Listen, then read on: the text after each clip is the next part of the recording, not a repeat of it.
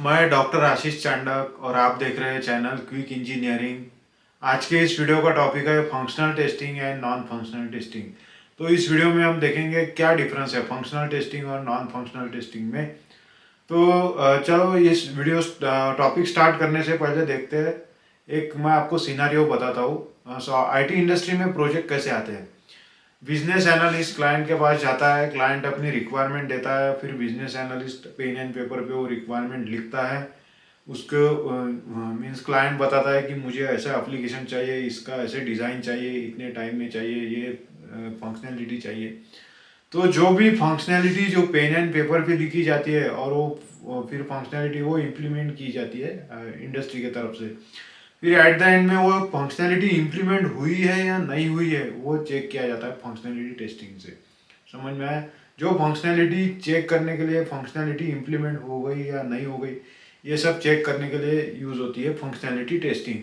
अब सेकंड है कुछ चीज़ें होती है जो चाहिए चाहिए दैट इज़ रिक्वायरमेंट। कुछ चीज़ें ऐसी होती है जो अज्यूम रहती है, जैसे एप्लीकेशन। अब अगर कोई वेबसाइट बनाए तो वो सिक्योर चाहिए, वो 24/7 अवेलेबल चाहिए, वो उसमें कॉन्करेंसी चाहिए, वो मल्टीपल रिक्वेस्ट हैंडल करते आने चाहिए। तो ये कोई फंक्शनल रिक्वायरमेंट नहीं है, ये अज्यूम है। जो चीज़ें अज्यूम होती है उसे बोला जाता है नॉन फंक्शनल टेस्टिंग। ओके, तो चलो स्टार्ट करते हैं topic functional testing and non functional testing. It is based on customer requirement. जो कस्टमर पेन एंड पेपर पे लिख के देता है ये फंक्शनैलिटी मुझे चाहिए, और वो फंक्शनैलिटी चेक करने के लिए यूज होता है functionality testing.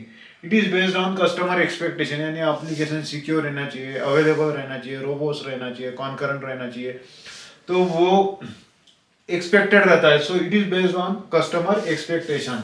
It validate the behaviour of application. Application functionality के हिसाब से है या नहीं, चेक लॉगिन पेज है या नहीं, उसमें लॉगिन पेज में आपको यूजर नेम पासवर्ड की फील्ड चाहिए, वो हो गया फंक्शनल रिक्वायरमेंट। लेकिन अगर आपने पासवर्ड डाला है वो सिक्योर रहना चाहिए, वो इंक्रिप्टेड रहना चाहिए, ये हो गई non functional requirement.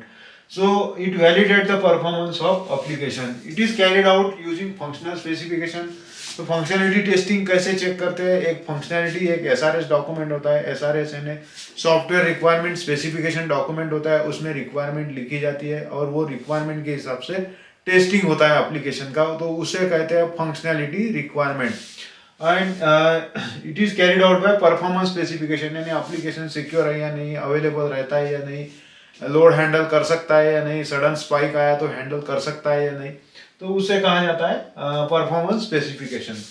So example है चेक लॉगिन फंक्शनलिटी, यानी लॉगिन अगर आपने कोई लिया तो लॉगिन पेज में क्या रहता है, यूजर नेम का एक फील्ड रहेगी, पासवर्ड की एक फील्ड रहेगी, बटन की एक फील्ड रहेगी। तो ये हो गई फंक्शनल रिक्वायरमेंट। एंड ये नॉन फंक्शनल का एक एग्जांपल है, dashboard should load with in 3 seconds. Dashboard जल्दी से लोड होना चाहिए, क्विक रिस्पांस रहना चाहिए, सिक्योर रहना चाहिए, ये सब हो गई नॉन फंक्शनल रिक्वायरमेंट। सो इसके कुछ एग्जांपल है, unit testing, smoke testing, acceptance testing, integration testing, regression testing, ये एग्जांपल हो गए फंक्शनल टेस्टिंग के। ये सब टेस्टिंग मैं आपको एक वीडियो में लेने वाला हूँ, आप मेरे ये सॉफ्टवेयर टेस्टिंग के वीडियो देखते रहिए। और performance testing, volume testing, scalability testing, usability testing, load testing, stress testing, compliance testing, ये सब टेस्टिंग आते हैं नॉन फंक्शनल टेस्टिंग के अंदर। तो ये वीडियो के लिए इतना ही। अगर आपको वीडियो पसंद आया तो लाइक शेयर और सब्सक्राइब जरूर कर दीजिए। Thank you.